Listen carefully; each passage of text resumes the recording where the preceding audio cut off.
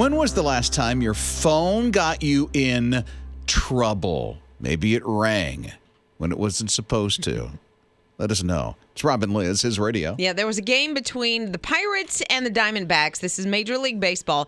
So they're in the middle of the game, and the guy, he's a second baseman. His name is Rodolfo Castro. So he's having to make it from first to third. And I mean, he is running. He is jetting to try to get there. So as he's coming around to third, he slides. And as he slides, out pops his phone out of his back pocket. That's a no-no, isn't it? That is a big... I thought so. No. So this guy, Castro, has just been called up from the minor leagues to the major leagues, right? Like, I think so this was... chance of a lifetime. Yes. For him, okay. But what I'm thinking, because I don't know the rules for minor league baseball, is he allowed to have his phone? And no one kind of filled him in. I would think that the rules would be the same, but I'm so trying what happened to give to him this an out. guy? So he's got his phone. He got in trouble. He did. You can see the referee, like, he sees him slide in, and then he's like, you dropped your phone, not supposed to have your phone. Yeah. And so they do an investigation, and I think it was an accident, but he did get a 1-game suspension. So he's out of game. It. Yeah. Had to sit out 1 game. I mean, you got to, even if you forget sometimes, you still got to pay the ramifications that come along with it. Oh, yeah, because he'll do it again if he didn't get in trouble. Oh, sure. Or just, not even be aware. But I was at a funeral once, and I forgot to silence my phone, and it started ringing. At a funeral? Yeah. Uh-huh. And I just didn't think about it, but everybody looks at you like, oh, the horror. Rob and Lizz, His morning crew. So good to hear from James this morning at 800-447-7234. Hey, James, what's on your mind today? You've heard of the community in Whitesburg, Kentucky that was hit with the flooding. There was a woman in church that felt led to help the community out. We're trying to put together a group of people that can help donate supplies so we can run it up there. We're out of Crossroads Baptist Church in Spartanburg. Basically, we're just now starting it up, and we're wanting to try to take the next 2 weeks, God willing, sooner than that, to get supplies together to send to them. I love that your church is doing this and how one person spearheaded the whole thing, and so many people are going to be helped now. We're excited about this, and basically, I'm going to get a storage building down here, have people drop off supplies down here where I'm at, and the church is allowing them to drop off things at the church, and we're going to store it in a few rooms there. Just trying to reach out to as many people and businesses as possible so we can try to get supplies up there as soon as we can to help them out. I have a feeling some great things are going to happen out of this, James. Oh, I know things are going to happen. Rob and Lizz. His morning crew. Claudia was a third-year resident at her local hospital in Houston, and she started having these headaches, like just pounding migraine-type headaches. She would take aspirin, this kind of thing. Nothing was helping. She went to the doctor. Finally, they found that she had a condition where her brain was growing kind of outside the skull. It was putting so much pressure on her skull that she had to have brain surgery. Oh, my word. She ended up having 6 brain surgeries. This took a long time. It was like a year from the surgeries. She went through physical therapy. She had to learn how to walk. She had to learn how to feed herself. Had to start all over in life again. I mean, literally. Yes. Oh, my. Completely over. Now, her dream was to become a surgeon. That's why she was a resident at this hospital, wanted to be a surgeon. Because of the condition and what happened during that period of time, she was no longer able to be a surgeon. Very specialized, what she needed to do. Hands didn't need to shake at all. Oh, so because of the brain surgery now, some things weren't working the way that they used to. Right. Okay. And so she had to pivot a little bit, but she went back to school. She got her degree. And because of what she went through, she is now she's working in rehabilitation. Physical rehabilitation so that she can help others. And I love that she's going to have that compassion. Like, she will be able to say, I have been where you are, and look what I've been able to do. You can do it too. Look at her. I mean, she could have said, forget this. I'm putting it down. I'm not doing what I really am built to do. Mm-hmm.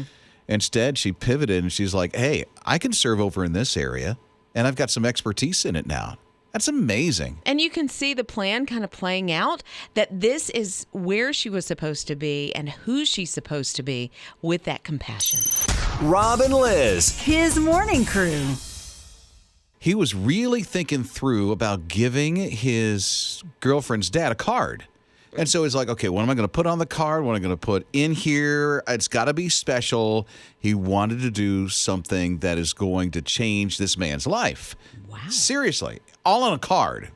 And so they're out to dinner. He hands the card to the girlfriend's dad, and the girlfriend's dad's looking at it going, oh, is there some money in this thing? I know, gift card? Joking Thanks. around. He opens it up, and all of a sudden, you see his face completely change from disbelief to, oh, my word, I can't believe what's going on here.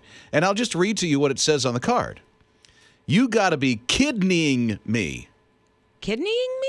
And then you see a drawing of the little heartbeats, like, if you're in the hospital, you see the heartbeat. Oh, sure. That thing with a picture of kidneys. And it says underneath it, we're a match. You see, his girlfriend's dad needs a kidney transplant desperately. He went to check if, hey, I can do it. Let me see. And he went through the test without them knowing it. And he's a complete match. He's donating his kidney to his girlfriend's dad. What? Yeah. Wow. Not that he was looking for brownie points, but oh my goodness. Right? That is such an incredible gift for anyone to give anyone else. But in this situation, how sweet is that? He's in disbelief. He hugs this man. I mean, it's just, what a great thing to do. Can you imagine a gift like that? I mean, it literally is the gift of life. Rob and Liz. His morning crew. In this clam appetizer that they were eating, there was a very rare pearl. Yeah, they only paid like $14 for this appetizer. It was little neck clams, which I've never heard of. I don't know. I don't eat clams, so I don't know. Now, usually pearls are in oysters. Sure. And it's like, I had no idea that a lot of people did not know that pearls can also be developed in clams, but it's very rare. Yeah, it's purple. I've never seen a purple pearl ever, but it sounds it needs to be washed. gorgeous. No, it's actually purple. It's super rare. So $14 for the clams. They're thinking now, once he has it appraised, it may be worth about $16,000. That's a lot of money to find in an appetizer, and he gets to keep it. I know. I'm glad that he didn't break a tooth. That could have happened. Yeah, but, you could have got it fixed with that kind of dough. Rob and Liz. His morning crew. So there is a Webb telescope, and NASA has discovered with this telescope what they call 20 explanatory systems. And so now that they found these 20 systems, they want to get them named. And so they thought, hey, let's get them named by people that are just ordinary people. Bartholomew. Yeah, I don't know. The Bartholomew system. I like it. I don't know. So all you have to do is get a video together that's 3 minutes long and then a 300-word essay and then send it off to NASA before November 11th, and then you could be naming one of those 20 systems. So you have to come up with a reason why it should be named the Bartholomew system. Yeah, go for it. Okay. I don't know if I can do 300 words. No, I don't know. She has lots of words. Wait a minute. Because I like it. Rob and Liz. His morning crew. This woman is just coming home. She's making sure her kids are okay, and she notices her cats are really stressed and have a lot of anxiety. It's Rob and Liz, his radio. Turns out that a seal made its way into her house. Seriously. Through the cat doors. It's crazy. And she saw the seal on the couch. Yeah. Lounging around. I mean, he had to catch up on his shows, Something like that. was Like, streaming. oh, hey, I can stream my Netflix now. Exactly. This little seal. So it's a little seal. They're in New Zealand, and it just turns out that this mom is a marine biologist. Mm-hmm. And her kids are asleep, so she goes upstairs and says, you got to come down here and see this. So before the seal is, gone, back to where it needs to be, not inside the house streaming Netflix and eating bonbons. And stressing out the cats, because it did stress out the cats. Well, I mean, the cats are like, what in the world is happening? The Who seal are was you? going, and antagonizing the cats a little bit before it got tired and lay down on the couch. Well, I mean, okay, so the seal is in a place that's never been before. I would think it's not used to going into people's houses. Maybe never seen a cat before, so try to figure that one out.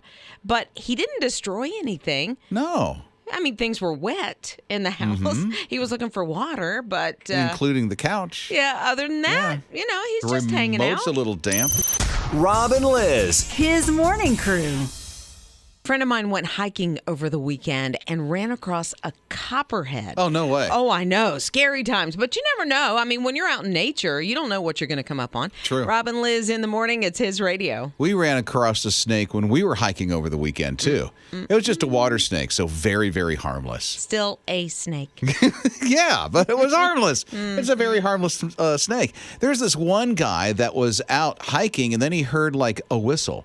And it sounded like someone was in distress. Oh, no. Yeah, and actually, he recorded it. And so this is it.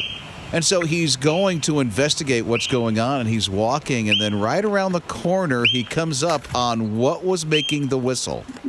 Was it a person? No, this is literally the sound. That was a pig. It was It was a hog. what? Yeah. It was out. What? Mm-hmm. It was hiking? No, not the pig. Oh. The guy was hiking. Oh. And he heard this and thought it sounds like somebody's in distress. Yeah, it sounds Because like it's like, and then he's walking around the corner. He's investigating. This is literally, he got out his camera. That is a pig. It's called a whistle pig. It sounds like my gym teacher back in high school trying to get me. And when I look at them, I go, why does this look like a pig? It almost looks like a beaver to me.